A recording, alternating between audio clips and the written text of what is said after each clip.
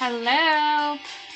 I know Jess was just broadcasting a minute ago. I was trying to wait a couple of minutes to see if she was done. I'm going to figure out how to lower my tripod. Hello, Susie. Hello. Hello, Catherine. Hello, Jamie. Hi, Cammie. Wow, a lot of people. Let me turn this around. I'm trying to figure out this whole tripod thing. It's just...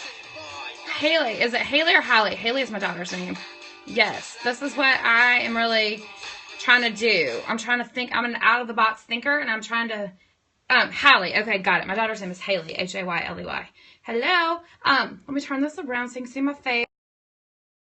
I finally figured out how to... My husband showed me how to lower my tripod. I couldn't figure it out, and... I'm Andrea Reynolds. I am a 5th grade teacher in suburban Atlanta. I'm a blogger and TPT seller. Yeah, that's what my brain is about.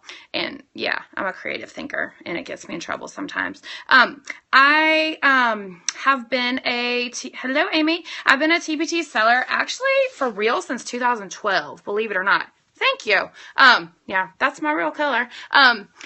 Since 2012, and I really did not start putting forth any effort until like last spring. So I've seen my efforts pay off tremendously because, you know, the more effort you put in, the more result you get. That's kind of, you know, true story about life. So other people are like, who is she? Well, I do have some tips because, like I said, I've been maximizing my products to try to problem solve. Hello, Jess. I was waiting for you to go off. Exactly. My classroom motto is problem solve, and so I try to promote that in real life too. So I want to show you how I've taken some of my products and turned them into more products than what they originally were intended for. And also, oh, no problem. No, I was doing a personal scope just to, and if you don't know who I am in real life, not the TPT reality life, my handle is @RunItRunnels. My store name is Running Things with Runnels, but Run It Runnels is all the allowable space for a handle on Twitter and Blab and Periscope. So that's why I'm Run It Runnels instead of Running Things with Runnels. But anyways, I forgot what I was talking about. Oh yeah, I was doing my scope. I was going to say, oh, look, here's a reminder about going on the product request. And I was like, how come no one's watching? People were watching, and I was like, somebody must be on. And it was you, Jess, but that's okay.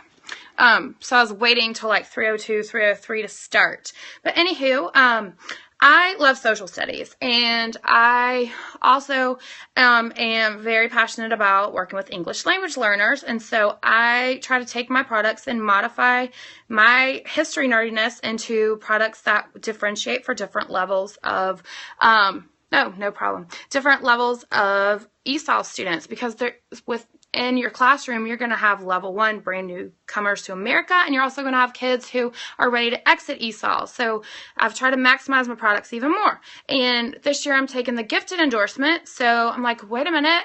I challenge you. Go search on TPT for gifted social studies products for upper elementary. Gifted social studies. You're going to find nothing. That is an untapped market. So, I plan to tap into that. History, yes, or social studies. And when I say social studies, I mean mostly American history or American government. But I know a lot of middle schools teach world history or, different cultures, continent studies. That's what they do at our middle school. So it's not just American history on TPT. There's everything history. My focus is American history because I'm an American history nerd. I'm obsessed with like the Civil War and World War II. But anyways, this week we are doing the Roaring Twenties, and I was making my World War I jigsaw last week, and I did finish. Let's see if this idea is gonna work for the tripod. Oh, it's crooked. That's annoying. I can't deal with that. I broke it. Look, I broke it fidgeting with it. Darn ADD fidgeting. Okay, so anyways, last week I was trying to finish up this product, and this is the final result. I use this in my class. I wrote a blog post about it, yada yada yada, and I was like, wait a minute, let me post this on TPT. I was like, before I do, let me think about ways that I could maximize this product, because let's face it, most people do not teach World War I unless you maybe teach 5th grade or middle school. So I was like, this is not going to be something that a lot of buyers want. So I made a generic version. So I did finish this one. I decided to make a generic version, and I swear if I click on my dashboard again, I'm going to die. Okay. My computer keeps wanting to go to that for some reason. I think because like I have my best sales month ever, so I keep wanting to look at that. But anyways, this is my final one. I ended up posting and my internet is so slow, but I am breaking up with Dish Network because I am about to flip out dealing with this crap. So I made like a generic one, okay? And it was really easy because you see, those are the same letter. I just made them into different alphabet colors. And then now that took a while. That's the way to write the jigsaw. But I took that and I made it into, I'm so tired of seeing that today. I also, after Jess's scope last week about pricing, I went and lowered a lot of my prices because I looked at my conversion rates, and even though I don't really understand them because, oh, darn it, I did it again. See, I told you, this thing keeps wanting to click on my dashboard. It's crazy. Hold on just a second. Real life. No, stop going on the dashboard. Holy cow. My computer, it's like my computer is possessed. That's all I need is to show like my earnings, and then to be like, you're trying to blah, blah, blah. Okay. Oh, good Lord. Anyways, I created a custom category. You see what I get. I created a custom category for my jigsaws, and I took one product that I used in my classroom and I turned it into 5 products. And I'm not even done with all of my topics that I cover in social studies yet. Oh my God, I can't even with this internet. I can't even. Okay, so now that one jigsaw idea that I did in social studies myself became the open-ended one. It became a Roaring Twenties. It became Civil War. It became World War II. And all I did was just modify the topics, and I changed the graphic organizers on them. So that was really easy to do. I didn't have to start over, and I even just changed out the clip art too. But anyways, when I did the Roaring Twenties project, when I was creating that, one of the things I decided to do, because I knew I'm trying to maximize all the bazillion dollars I've spent on clip art. I'm like, geez, I know I have this clip art I bought from Ramona M. A while ago, so let me think about how I can get my money's worth. So on the topic cards, I put pictures on there because they just makes them so much cuter, and glitter makes everything better, of course. And then I thought to myself, those look really cute. Those would make really cute matching cards. So what I'm working on now is I'm taking that idea, because in our 5th grade standard in Georgia is those 5 people, and any teacher that works in Georgia is and teaches 5th grade is going to need to have those 5 products for those 5 people. And those are pretty important, notable people for the Roaring Twenties, so it's going to appeal to other states too. And I've looked at the matching cards I downloaded for free from last year, and I don't even know who they came from. They're not cute. So I try to make my things look cute too. That's why my kids haven't gotten a project, because I'm redoing it. But anyways, I decided to take that idea and use the matching card idea. Stop it. And turn it into an entire product. Now, I have a background in Montessori, in the public school. That's the cover. I'm not done. And part of what the Montessori way, they do a lot of matching, like 3-part cards. Like one would have the word, one would have a picture, and one would have a description. So I'm kind of taking that idea and making it for different levels of ESOL kids. And I thought about there's a way that you could even maximize this and do like create your own, and that could be an extension for gifted learners. So anyways, there's the basic picture, and I decided to keep it in the same frame because it just looks standard. And these are not done, and then there are their names, so they match their names. And then I added one that's a description of what they did, and that's my own words. And then now I have taken that and made one that is just their name in the picture, and then the kid would match their accomplishment. And then I'm going to make one where they just match One's blank with the picture and they match the picture to the name. Another one, they match the accomplishment to the person.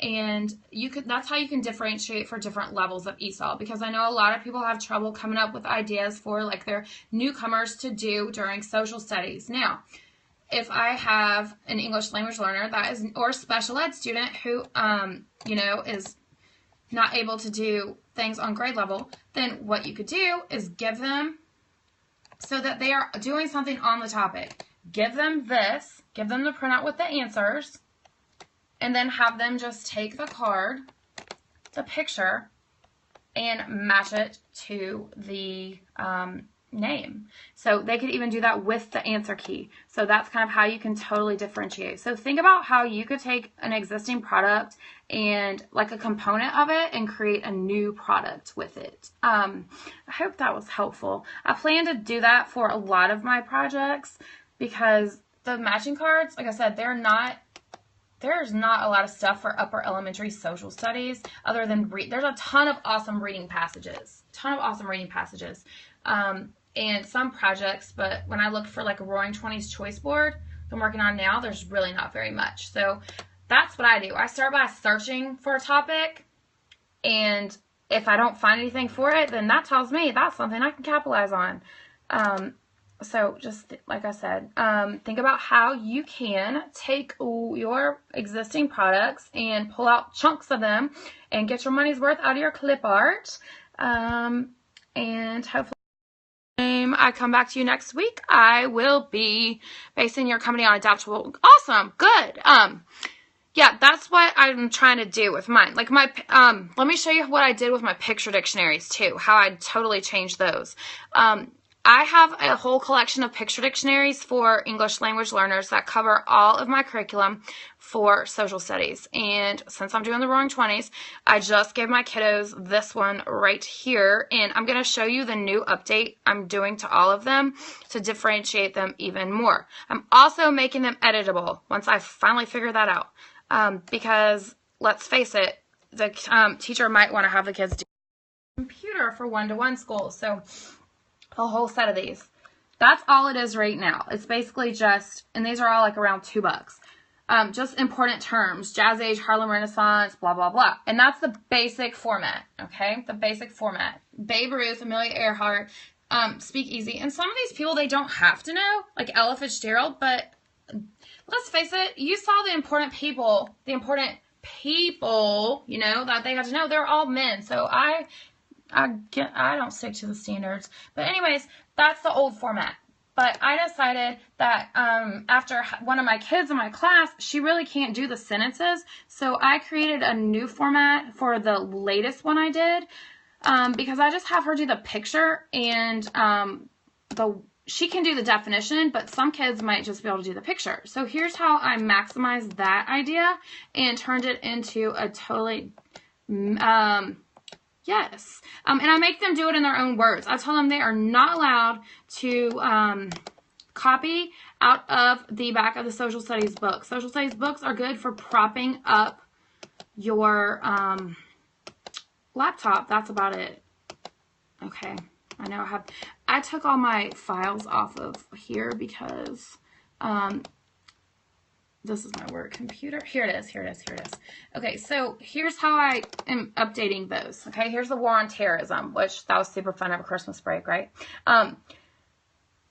This is a good tip that Jess gave. With your products, give a teacher tip sheet and include directions for students. So this is a new version. I gave them resources to be able to find info, because something that Jess suggested was adding reading passages with these, and I didn't feel comfortable doing that because I already use these and they're really good, and I didn't want to infringe upon information that I read in those. So thank you. So I just, maybe it's not a good idea to list other sellers on your thing, but I mean, her passages are amazing. So anyways, what I did is I even included, clip art for them to be able to use instead of having to draw a picture for this product. So this product is now 27 pages instead of 5 pages. So the new format, okay, I added a border that made it look more appealing, and this one's not editable, but I'm going to go back and make it editable. But you see, this is a traditional version of how my other, the Passages elementary lesson plans. She has an interactive notebook set, and I think that's what she calls it, but they're close reading passages and foldables. It's wonderful. It's well worth the money. I have several of them. So the first part is the traditional lesson plan. Okay, traditional picture dictionary. Now for this one, I made a different version so the kids can do a picture and short definition. I'm going to go back and do this to all of my picture dictionaries, but it's going to take forever because I did answer key too. And I'm kind of, and having an answer key is a definite a bonus. More graphics or content. I think sellers buy clip art more than graphics. I don't think regular teachers are really on TPT looking for buying graphics. I think the sellers are the ones looking for those. I bet teachers that aren't teacherpreneurs probably download free clip art more than they would have paid. And now here's a different version of it. Okay, just the word in the picture.